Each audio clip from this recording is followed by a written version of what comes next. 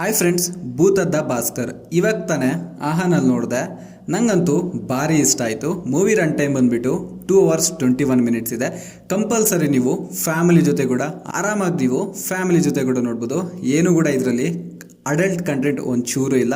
ಆರಾಮಾಗಿ ಎಂಜಾಯ್ ಮಾಡ್ಬೋದು ನಿಮ್ಮ ಫ್ಯಾಮಿಲಿ ಜೊತೆ ಈ ಮೂವಿ ನೋಡ್ಕೊಂಡು. ಈ ಮೂವಿ ಬೇಸಿಕ್ ಸ್ಟೋರಿಲಿ ಏನು ಹೇಳ್ಬೇಕಂದ್ರೆ, ಕರ್ನಾಟಕ ಮತ್ತು ಆಂಧ್ರ ಪ್ರದೇಶ್ ಬಾರ್ಡರಲ್ಲಿ ಯಾರೋ ಒಬ್ಬ ಸೀರಿಯಲ್ ಕಿಲ್ಲರು ಎಲ್ಲ ಹುಡುಗಿರ್ನ ತಲೆ ಕತ್ತರಿಸ್ಬಿಟ್ಟು ಆ ತಲೆ ನಿತ್ಕೊಂಡು ಹೋಗ್ತಾ ಇರ್ತಾನೆ.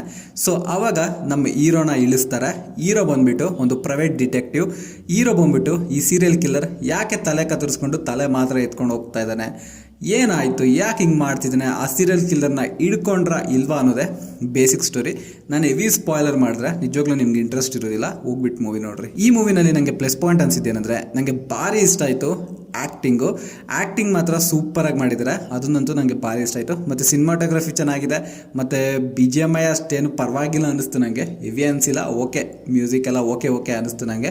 ಸೊ ಒನ್ ಟೈಮ್ ವಾಚಬಲ್ಗೆ ಬೆಸ್ಟ್ ಅನ್ಬೋದು. ಆ್ಯಂಡ್ ಇನ್ನು ಈ ಮೂವಿನಲ್ಲಿ ಮೈನಸ್ ಪಾಯಿಂಟ್ ಅನಿಸಿದ್ದು ನನಗೆ ಸ್ವಲ್ಪ ಮೂವಿನ ಎಳ್ದು ಬಿಟ್ರೆ ಅನ್ನಿಸ್ತು. ಅಂದರೆ ಒಂಚೂರು ಲ್ಯಾಗ್ ಅನ್ನಿಸ್ತು ಮೂವಿ. ಅಲ್ಲಲ್ಲಲ್ಲೂ ಒಂಚೂರು ಸ್ಕಿಪ್ ಮಾಡೋ ಸೀನ್ಗಳು ಕೂಡ ಬರ್ತವೆ ನಮಗೆ, ಯಾಕಂದರೆ ಬೋರ್ ಆಯಿತು ಅಷ್ಟೇ, ಇನ್ನೇನು ಮಾತಾಡೋದಿಲ್ಲ ನಾನು. ಆ್ಯಂಡ್ ಇನ್ನು ಈ ಮೂವಿಗೆ ಒಂದು ಮಾತಲ್ಲಿ ನಾನು ಹೇಳ್ಬೇಕಂದ್ರೆ, ಸೊ ಸೀರಿಯಲ್ ಕಿಲ್ಲರು ಎಲ್ಲರನ್ನೂ ಸಾಯಿಸ್ತಾ ಇರ್ತಾನೆ. ಹೀರೋ ಬಂದು ಹೆಂಗೆ ಹಿಡ್ಕೊಂಡ, ಹೆಂಗೆ ಅದನ್ನು ಪ್ರೊಸೆಸ್ ಮಾಡ್ದೆ ಅನ್ನೋದೇ ಬೇಸಿಕ್ ಪಾಯಿಂಟು, ಇನ್ನೇನಿಲ್ಲ.